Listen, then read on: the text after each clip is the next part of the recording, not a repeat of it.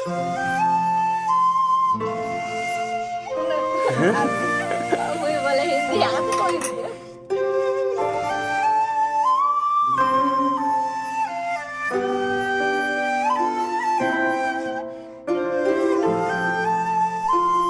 মতো এখানে বসেই তৈরি হয় তাদের শিকারের জিনিসপত্র। এই হলো মহুয়া বন।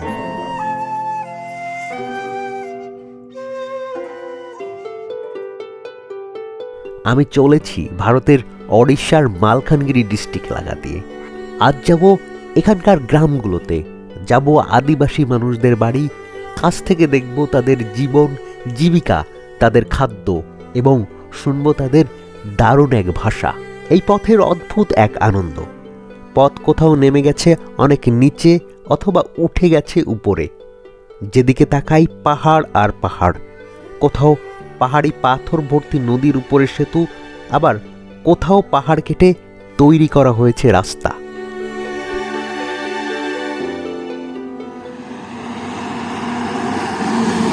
শত শত গ্রাম এখানে, কিন্তু অবাক করা বিষয় হচ্ছে এই সব গ্রামের কোনো নাম নেই। তাহলে কিভাবে চেনা হয় এই গ্রামগুলোকে? এই যে MV19 লেখা দেখা যাচ্ছে, এই একটা গ্রামের নাম বলা যেতে পারে। অর্থাৎ 1 থেকে শুরু করে শতাধিক গ্রামের জন্য রয়েছে নম্বর। এই নম্বর দিয়েই সাধারণত চেনা হয় এখানকার গ্রামগুলোকে। গরুটার বাঁ কান একটু দেখুন ভালো করে। এখানে দেখবেন একটা ডেট, নম্বর এবং একটা বারকোড দেওয়া আছে। এখানের অধিকাংশ গরুতে দেখলাম এটা দেওয়া। গরুর কানে কি দেওয়া? ওই গরুর কানে সরকার তো দিচ্ছে। কি দিচ্ছে? নাম্বার। কেন? কি সাহায্য ফাহায্য দেবে যাচ্ছি গরুকে। সরকার কথা দেও না, কত কাগজ আগ বসতে হবে কয়দিন পরে পরে। মেইন রোড দিয়ে আমি এখন যাচ্ছি একটু আদিবাসী ঘরবাড়ির দিকে। আদিবাসী মানুষরা কিভাবে বাস করে। আমার এই পাশে যে গাছগুলো দেখছেন, এগুলো হচ্ছে সেই বিখ্যাত মহুয়া গাছ। যে মহুয়া গাছের ফুল দিয়ে ফল দিয়ে হচ্ছে মহুয়া ট্রেডিশনাল এই জায়গার মদ তৈরি করা হয়, সেই গাছগুলো। আর আমার সামনে আশেপাশে ছিটে কাটা আদিবাসী ঘর বাড়ি। এই যে আদিবাসী মানুষের ঘর বাড়ি, এইসব বাড়ি কিন্তু লোকজন বাস করে, ছোট ছোট বাড়ি। দেখে মনে হতে পারে যে এখানে কেউ থাকে না, কিন্তু আসলে এখানে মানুষ থাকে। 2-3 জনের পরিবার এরকম একটা ছোট ঘরে বাস করে। এই ঘর বাড়িগুলো আমি অনেক ঘর বাড়িগুলো একদম ভিতরে ঢুকে দেখাবো কিভাবে তারা রান্না করছে, কিভাবে কি করছে। আর সামনে প্রচুর মহুয়া গাছ। আমি চিনতাম না, এক দাদুর কাছ থেকে শুনলাম যে এইগুলো হচ্ছে মহুয়া গাছ। দেখতে আসছি, এইখানে ঘুরতে আসছি। এইখানে আসছি। হ্যাঁ হ্যাঁ, তুমি বাংলা জানো? হ্যাঁ হ্যাঁ।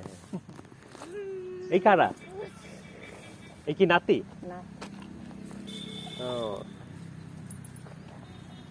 এই বাড়ি না?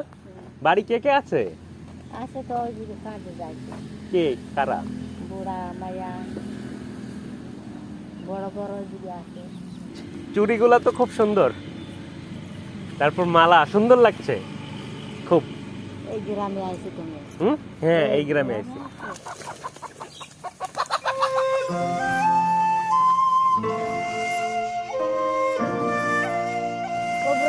ওব্রাম।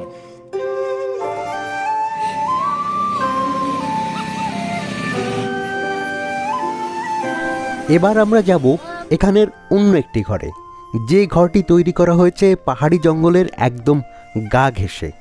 ঘরের সামনে দাঁড়িয়ে ঘরের প্রবীণ লোকটি, সামনেই বসতে দেওয়ার জায়গা। ওই আর মা তো ভাই লাগে, দিদি লাগে। শুকাতে দেওয়া আছে এখানে এক ধরনের পাহাড়ি সবজি, আর অন্য পাশে তামাক পাতা জাতীয় জিনিস।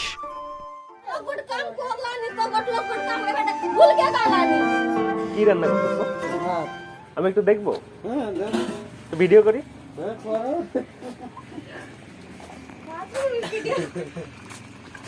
ভাত আর কি রান্না করতেছো?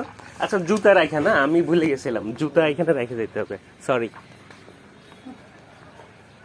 আজকে বিনিস হয়েছে কাটতেছে বিনিস और आलू কি बिनिश और आलू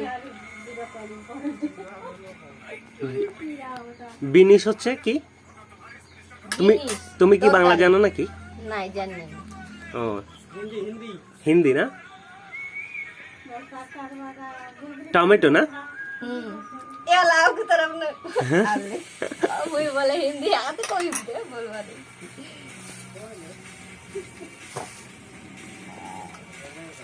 ঘুমাও কোথায়? इतिया ইটিয়া। কি চালের ভাত এটা? ওই যে ওই ছোট চাল হুম ছোট ওই যে 45 টাকা কেজি হুম ওই চাল চা বানানোর জন্য এটা? हां চা খাও? এ যেন ভিন্ন রকম সুন্দর এক জীবন, অতিরিক্ত চাওয়া পাওয়াহীন, সুখময়, অনন্য এক জীবন। ক্লাসে তুমি বেড়াইতে যাও দাদা? হুম হ্যাঁ ঠিক আছে বৌদি আসি টাটা। ফাল্গুন মাসে হচ্ছে ফুল আসবে। ফুল কয়বার হয়? একবার হবে, তারপরে ফুল সরে যাবে, হুম তারপরে ওই টলা হবে, এরকম ফল হবে। ফল হবে, সেই ফল দিয়ে হয় না? হ্যাঁ, ফল না, এটা ছোট ছোট হবে ফার্স্টে, হুম তারপরে ফল আসবে অত বড় বড়, ওইটা তেল বাড়বে, হুম জল দিয়ে করে বতরাইবে, বতরাই করে 4-3 দিনে একটু আমলি আমলি গন্ধ আসবো, হুম হুম তারপরে নেয়ারে বসাইবে, নেয়ারে বসাই দেবে, নেয়ারে বসাইলে তাকে পানি ঢালবার আছে, হুম এক হাঁড়ি খালি থাকবে উপরে, এই ঘোড়ায় বেঠা এইরকম থাকবে, তারপরে মঝিরে থিবে তলে নেওয়া, সে টিকে টিকে টিকে টিকে টিকে ঝরি ঝরি ঝরি ঝরি দাদুর মুখে শুনছিলাম মহুয়া ফল থেকে মদ তৈরির গল্প। এবার যাব এমন একটা বাড়িতে, যে বাড়ি বলে আদিবাসী জীবনের আরেক গল্প। সকালে খেয়ে সবাই মিলে মাঠে হাটে কাজে বের হয়ে যাওয়া, সারাদিন ফাঁকা বাড়ি, আবার রাতে সবাই মিলে একই ঘরে ফেরা। উড়িষ্যার আদিবাসীদের একটি ঘরের সন্ধান পেলাম রাস্তার পাশে। সেটা হচ্ছে আমি আপনাদেরকে দেখাবো সুন্দর করে। ঘরে কেউ নেই যদিও, কিন্তু এইখানে আসলে ব্যাপারটা এত ইন্টারেস্টিং লাগছে ঘরটাকে আমার, তো ভাবলাম একটু দেখেই যাই। ঘরের উপরটা তালপাতা জাতীয় বিভিন্ন জিনিস দিয়ে ছাওয়া, আর ঘরের বেড়াটা দেখুন একবার, যে কি জিনিস দিয়ে তৈরি করা হয়েছে, গাছের ডালপালা দিয়ে দেখা যাচ্ছে পুরোটা ভিতর বাহির। ভিতরে একপাশে একটা উনুন, চুলা, যেটা দিয়ে হয়তো সবার রান্না বান্না হয়, আর অন্য পাশে হচ্ছে বাকি যে জিনিসপত্রগুলো হয়তো গুছিয়ে রাখা, একপাশে একটা আয়না আর কয়েকটা বোতল। উপরে সম্ভবত ডিমের খোসার সাথে মাছ ধরার জিনিসপত্র রাখা আছে, বাইরেও দেখলাম একটা রাখা, ঘরের বাইরে একটা আতপোড়া গাছ রাখা, সম্ভবত শীতের রাতে উষ্ণতার জন্য গাছে আগুন লাগিয়ে এটা ব্যবহার করা হয়।